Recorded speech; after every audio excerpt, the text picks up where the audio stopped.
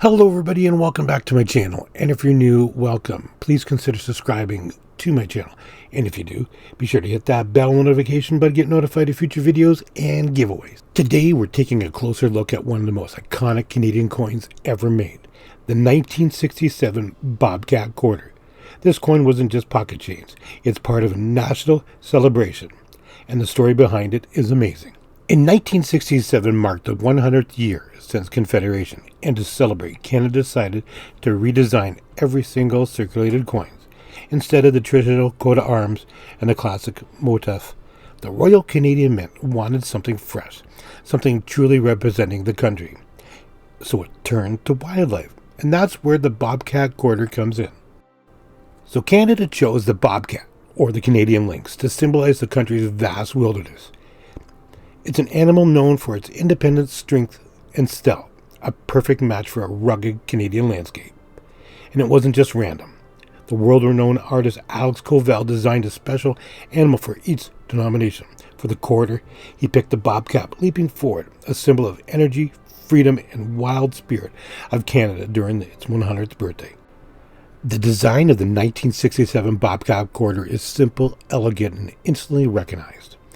On the reverse is Alex Colville's created beauty, stylized bobcat, caught in mid-leap, a clean, powerful image that captures the movement and the wild energy of the Canadian lynx.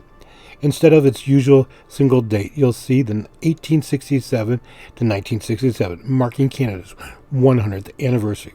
Flip the coin over and you'll see a youthful portrait of Queen Elizabeth II, designed by Arnold Mansion, giving the coin a timeless classic look. Altogether, the design blends art, symbolism, and national pride into one of the most striking quarters Canada has ever released. This coin wasn't rare when it was issued. It was everywhere, and more than 48 million, the 1967 Bobcat quarters, were minted for circulation. But here's what makes them interesting. In 1967, Canada used 80% silver for these quarters, but later that year, production switched to 50% silver. So you can actually find two versions, 80% and 50% silvers. Both are collectible, but the 80% version is the one people look for the most. When it comes to value, the 1967 Bobcat Quarter is worth more than just silver. And here's what you can expect to find in the market today. Most circulated examples fall between $4 to $10, depending on silver content and condition. The 50% silver version usually sits at the lower end of the range, generally worth between $4 and $6. The 80% version carries a bit more weight, literally, and typically sells for about $6 to $10 average in circulated grades, depending on the price of silver, of course.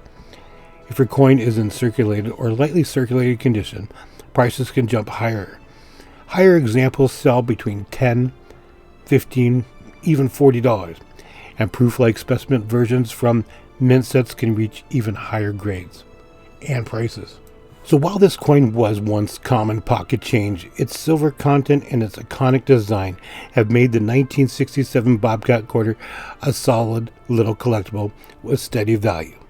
The 1967 Bobcat Quarter isn't just a coin, it's a piece of Canadian history, a celebration of the country's 100th birthday, and a beautiful reminder of Canada's wildlife and artistry.